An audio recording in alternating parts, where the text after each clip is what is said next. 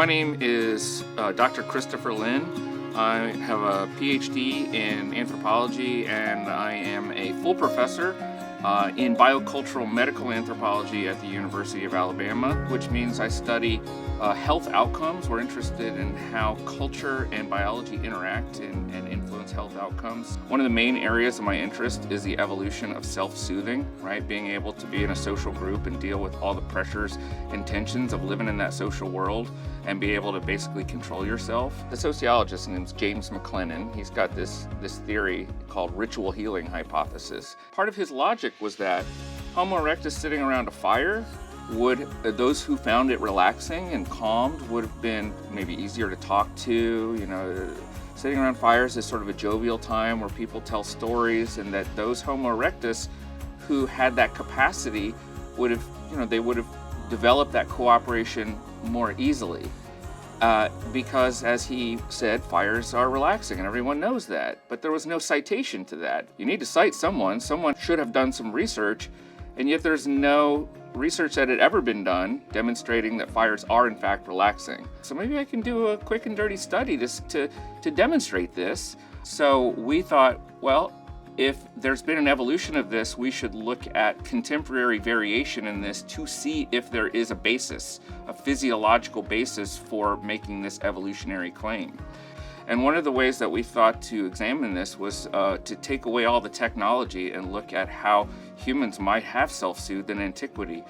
And we saw the potential for fire, which humans have had a relationship with for as long as maybe 800,000 years, as a possible sort of pivot around which we could do a study like this. So fires and candles are things people look at to self-soothe. So we wanted to test whether there is actually a physiological response, and if we could find it now, we could imagine that it actually may have developed in antiquity. We did a study to test humans' ability to self-soothe through what's called the relaxation response, which is essentially the opposite of the stress response. We found that when that fire is a multi-sensory experience, that watching a fire is one aspect, but watching a fire, listening to a fire, sitting in the dark, smelling a fire, and having friends around you is a completely immersive experience that definitely sucks people in, gets them social, and allows them to relax in a calm environment. So we thought, well, if there's been an evolution of this, we should look at contemporary variation in this to see if there is a basis,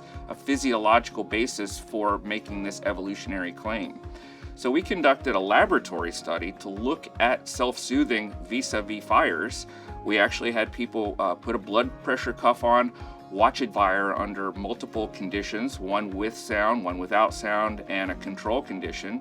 We measured their blood pressure right before the condition, and in between conditions. So we had them watch a fire with no sound for 5 minutes, and then science, we want a control condition, right? So we want to measure their blood pressure and their skin conductance in response to something that's standard, that doesn't change. So while the conditions sound kind of funny, what we're actually saying is the relaxing effects of fire is that it's a multi-sensory experience that stimulates all 5 of your senses. When you have all 5 of your senses stimulated, it's a truly immersive experience. We looked at heart rate variability in the 4 conditions and then just compared the 4 conditions to each other without all of the controls. And we found, without even including all of those controls, that there's a statistically significant effect. As an example, just 15 minutes watching a fireplace can decrease heart rate and reduce blood pressure by as much as 6 points on average. So what that means is, even rough and dirty, we're seeing a relaxation effect already.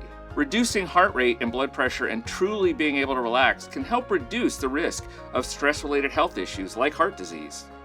I'm really grateful to have had an opportunity to test something that has real-world implications. One of the things that our culture is constantly engaging with is how people can reduce their own stress. You can actually self-soothe as easily as potentially lighting a candle, darkening the room, going to your backyard fire pit, sitting in front of a fireplace and zone out a little bit and get a little mindfulness in.